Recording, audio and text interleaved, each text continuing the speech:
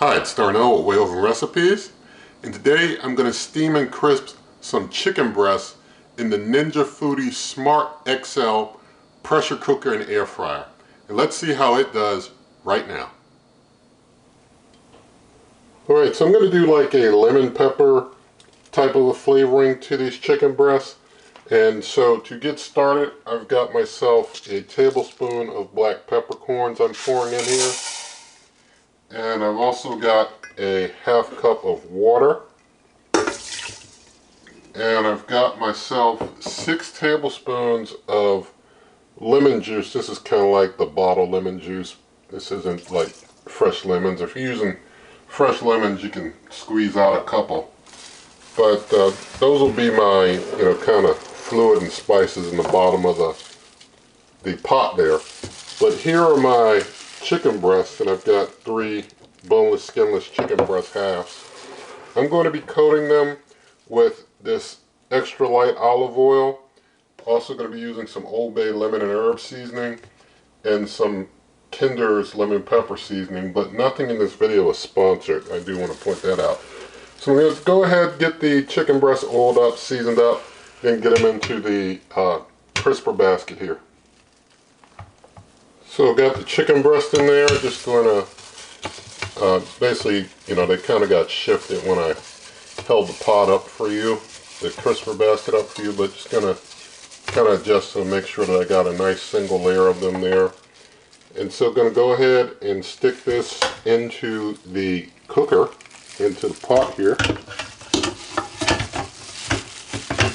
I've got that on in. Now I'm going to take the meat probe and stick it into one of the chicken breasts here. Just stick it down into the biggest one. You want to get it in horizontally into the meat, so trying to do that without moving things around too much. Now I'm going to close up. I'll turn the cooker on and get it over to the steam and crisp setting. And with that, I'm going to set the preset for my meat probe there. And let's see, do I have preset? Yep, there we go. So now I'm going to select chicken. Oh, probably should have pressed up, might have got right the chicken easier. But we're at chicken, we're at well done. And so with that, we go ahead and we hit start. And we'll let things go ahead and go through their preheat and the cooking cycle.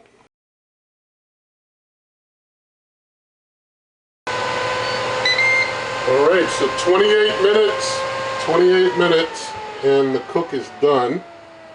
So I'm going to go ahead and get in there and get them out. Let's see if I can open things up. And go ahead and pull one out, let you have a look. There's one. Looks pretty well cooked.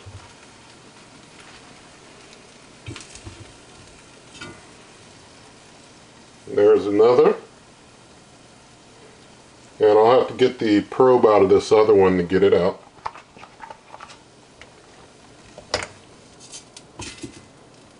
And there it is, dangling from the probe.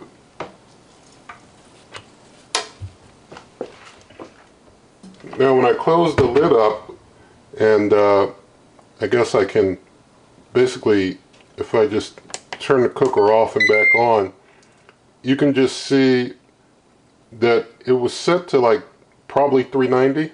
I mean, when I had the meat probe in, it just lets you set the chicken and go. But it may have been running at 390 for you who don't have the lid that lets you, set your temperature with the, to set your cook with the temperature probe and all that stuff. You can try 390 for about 28 minutes, see what you get. But there's our completed chicken. Going to give it a little time to rest and reabsorb juices. Alright, so let's go ahead and cut into this big one. See what's inside of there. Looks good. Looks tender and juicy. So let's cut a piece off for some taste testing. We'll save that there for the taste test. So thank God for Nice juicy piece of chicken breast, and let's taste.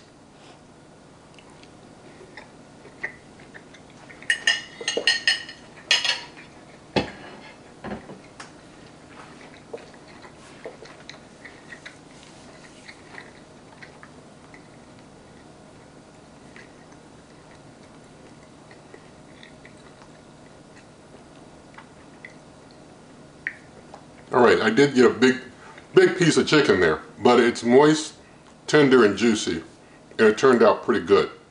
So it's a pretty good cooker as far as, you know, you can just set it, forget it, it cooks your chicken up, and, you know, I really do like that temperature, you know, probe and being able to just set it to a meat and it being able to do its thing.